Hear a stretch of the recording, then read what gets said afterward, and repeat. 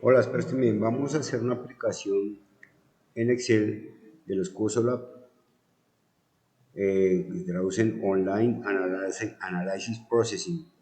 Lo que pasa es que usted tiene muchas variables y se destapan en forma de cubo con todas las 8 caras, todas las caras que sean, y explican el resultado de cada variable. Si alguien quiere profundizar en estadística o bioestadística, lo invito a adquirir el libro Bioestadística de Revolución Sencilla Descriptiva con este ISBN de la editorial Licoe, o bioestadística de revolución inferencial y multivariada con este ISBN de la editorial ECOE. Un matemático o un estadístico va a poder comprender todos los conceptos y teoremas demostrados, y una persona de cualquier carrera va a comprender los conceptos sin lágrimas, tal cual esta página. Bien, miremos cómo desarrollar este trabajo. Tenemos entonces unas calificaciones de unas personas, las edades, la estatura y la clase esquelética. Obviamente la clase esquelética no tiene sentido porque los curvas o la fueron diseñadas para variables continuas, pero la variable clase esquelética es una variable no paramétrica, o es una variable no continua, nominal, porque la clase 1, clase 2 y clase 3 no tiene sentido que se le calcule el promedio, dado que un individuo es clase 1 o clase 2 o clase 3, pero no clase 1.5.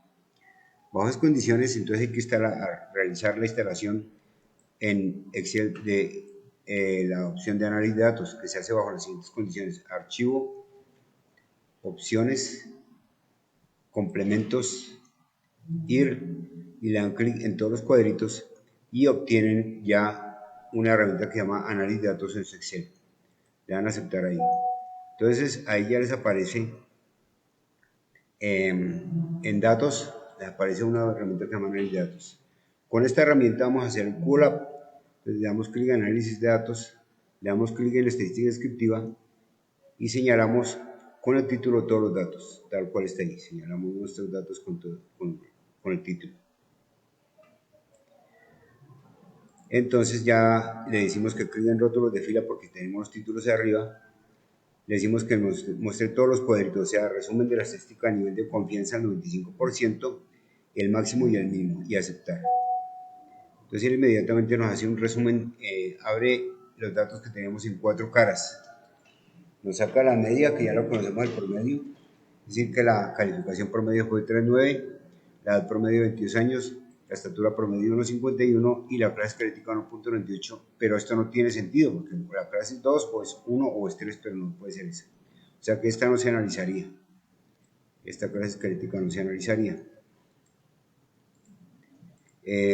Centremos los datos un poquito para que se vea mejor. Ahí está.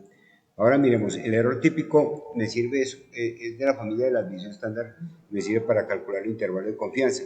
Si quiero calcularla con 90% de confianza, entonces tendría un límite inferior y tendría un límite superior.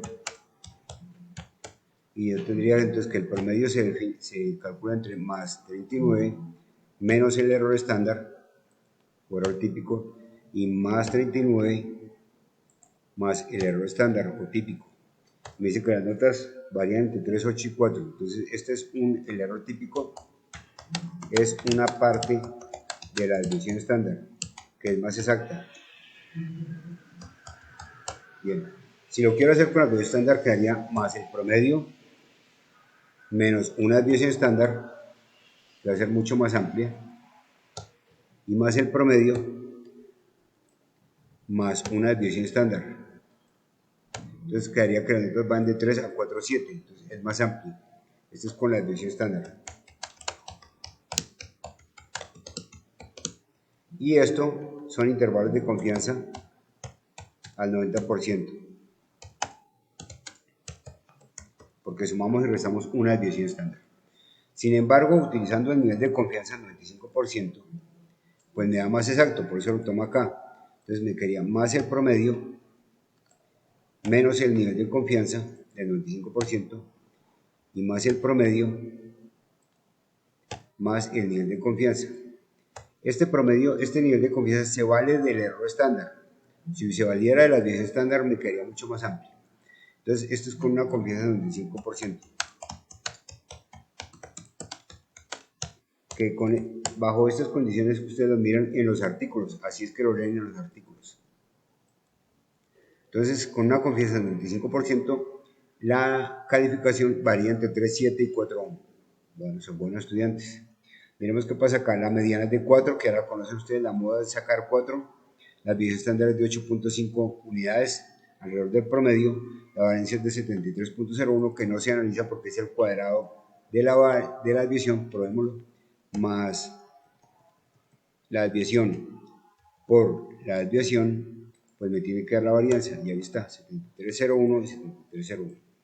La kurtosis y la simetría son dos elementos muy importantes. La kurtosis y la asimetría me dicen si los datos presentan o no distribución normal. Kurtosis y asimetría me dicen si los datos presentan o no distribución normal.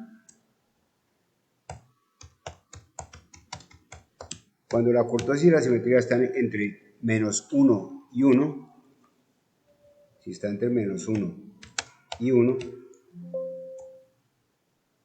entre menos 1 y 1, podemos informar que los datos tienen distribución normal. Acá pasó eso. Entonces, los datos del promedio tienen distribución normal, pero en la edad no pasó eso. O sea que la edad no presentaría distribución normal, aunque esté en menos 1, 3, está muy cerca del 1, pero no importa mucho. La estatura sí estaría dentro de la distribución normal. Entonces, ¿qué pasa acá? Se debería analizar la mediana. Sin embargo, existe el teorema central del límite. Teorema central del límite. Y ese teorema me dice que si las muestras son mayores que 30, yo puedo usar el promedio para explicar los datos. Obviamente la muestra debe ser aleatoria. Si no es aleatoria, pues no tiene sentido porque estaría sesgando. Entonces, acá la muestra son datos aleatorios y es de tamaño 83, o sea que yo puedo hablar del promedio y no necesariamente debo hablar de la mediana, o sea que en este caso que los datos son no paramétricos, o sea, debería usar la mediana de 23 años, me está diciendo no, use el promedio porque el tamaño de la muestra es mayor que 30. El rango es la distancia entre el máximo y mínimo. El máximo fue de 5 y el mínimo fue de 1. 5 menos 1, 4. Entonces ahí está el rango. La suma es la suma de todos los datos, cuenta es el número de datos, mayor es el mismo máximo, menor es el mismo mínimo, y el nivel de confianza del 95%, que es la misma desviación estándar sobre la raíz de n, para ajustarla al intervalo de confianza. Miremos que el error típico es la desviación estándar sobre la raíz del número de datos. Entonces, miremos, el error típico es igual a la desviación estándar sobre la raíz de n. Verifiquémoslo. Entonces aquí sería más la desviación, que es esta, dividido entre la raíz de n, que son estos 83 datos, me tiene que dar este dato, el error típico, si no está mal. Y efectivamente me dio el mismo dato. Punto 9379 y punto 9379. Bueno, muchas gracias por su atención. Espero que haya quedado claro.